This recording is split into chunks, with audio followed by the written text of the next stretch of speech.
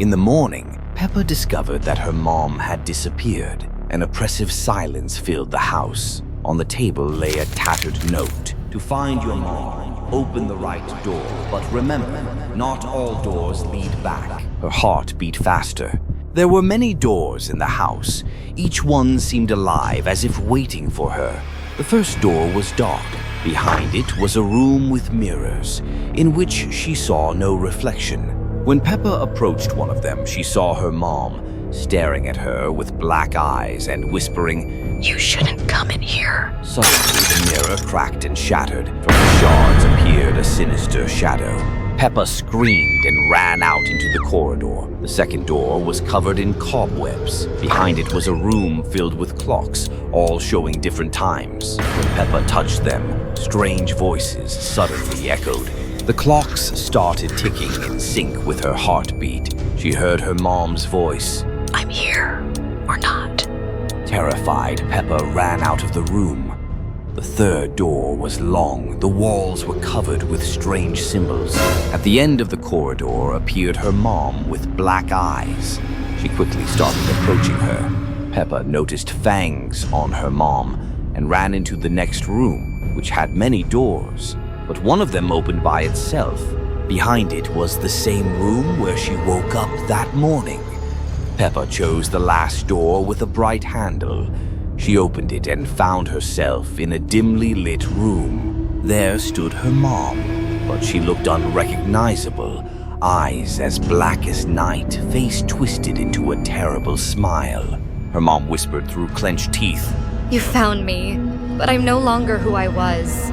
At that moment, the walls cracked and began to crumble. The floor seemed alive.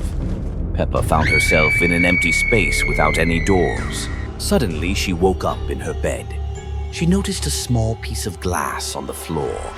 When she picked it up, her mother's reflection appeared before her, smiling sinisterly and whispering, "Did you think it was all just a dream? I'm always here, inside your head."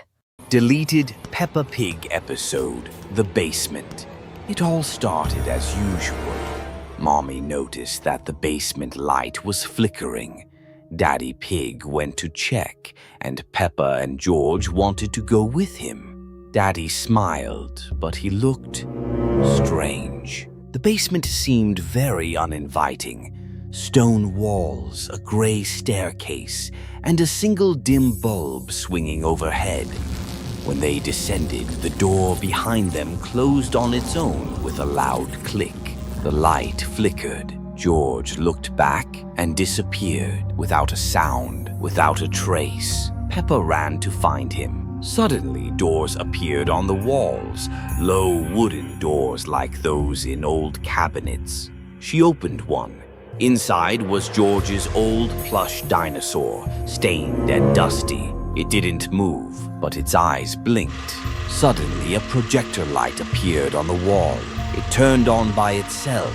The film started playing frames, old recordings, as if from surveillance cameras. Peppa saw herself, but she was in a different basement, standing and looking into the camera, faceless.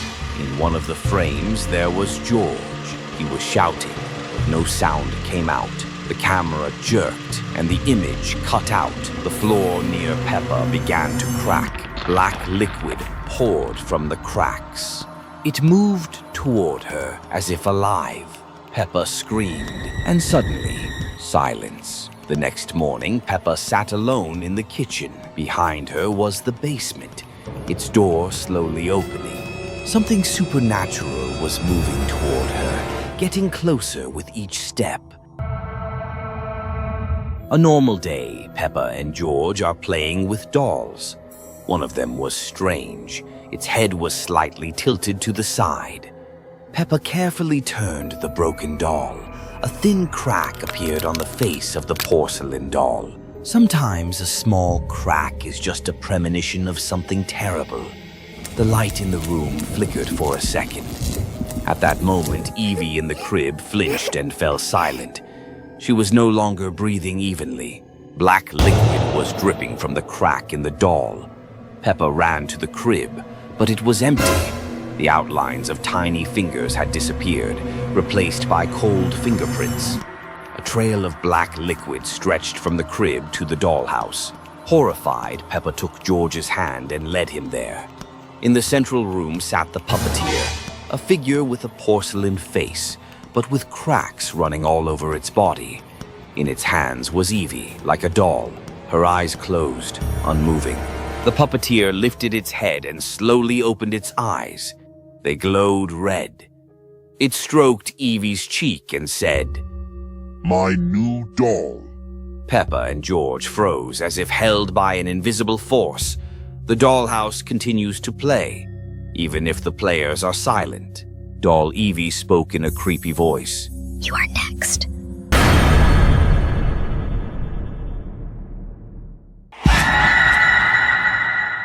Peppa and Susie decided to go to the beach. The clouds were gathering. Waves roared with gloomy thunder, and the wind howled. The girls began building sand castles.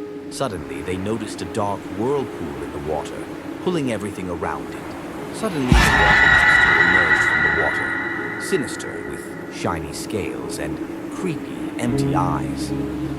"I've been waiting for you," he said. "I guard this abyss and take everyone to the bottom. This abyss has swallowed many. It takes those who are not afraid of their fears. If you want to learn its secret, you need to throw something precious to you into this abyss." Susie threw her favorite toy into the whirlpool. The water in the abyss splashed, and terrifying faces of lost souls appeared on the surface. Peppa threw her favorite ball, and at that moment, the whirlpool boiled over, swallowing her soul. "You have become part of me. Now you will stay in this abyss forever." Their souls were pulled into watery silence. When they opened their eyes, they found themselves on the dark seabed. They noticed two red eyes watching them from the darkness. Suddenly, a terrifying sea duck jumped out, sharp-toothed and enormous. Peppa thought it looked familiar. The duck transformed into an even more horrifying silhouette that chased them across the seabed. The girls tried to swim faster, but their strength was fading. Suddenly, they spotted a small cave and quickly hid inside. The duck swam past. They caught their breath, but then light appeared behind them again. This time, two green eyes. With a wild scream, they jumped out of the cave. Behind them emerged a huge sea dragon with sharp teeth, long whiskers, and enormous claws. It wrapped its tentacles around them and dragged them into its cave. No one ever saw them again. Peppa and Mom were choosing products from the shelves. Soon they noticed a figure in a dark cloak. Sometimes ordinariness concealed something else. The faceless shopper suddenly turned his head. Smooth gray skin was covered with cracks from which black liquid dripped and red dots flickered. Peppa nudged Mom. Look, Instead of the frightening figure, an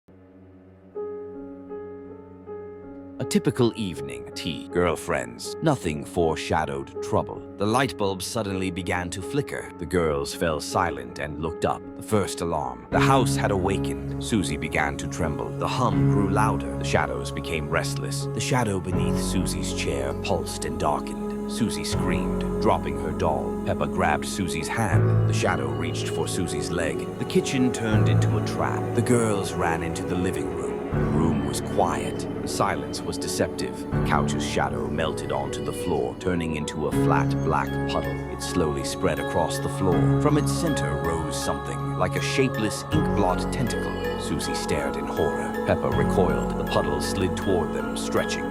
Peppa shoved Susie toward the hallway door, but escape was a lie. Darkness awaited them there, too. A mass of wallpaper was already partly oozing down under the stairs. An eye on a tentacle stared at them. The Shadow Eater had seeped out of the living room. Peppa and Susie ran toward the staircase. The eater tried to cut them off, sliding along the wall. Susie nearly fell. The pounding of footsteps, heavy breathing, the rising sounds of monsters. Peppa pulled Susie into the nursery and slammed the door. Black liquid seeped from underneath. A message appeared on the wall. "We are in the walls." George was there too. Black film covered his mouth. His black eyes shot open. The darkness had already consumed him. George's shadow tore away from the wall, forming a new eater. Susie screamed in terror. Peppa spotted a flashlight on the dresser. Bright light! In the flashlight beam, the Shadow Eater recoiled, writhing as it slithered under the door. The wallpaper, a giant mass with eyes, was stuck to the outside window. The flashlight flickered wildly and died. A wet, slurping sound echoed in the dark. Suddenly, Peppa's face with black eyes. "Your house has consumed the light.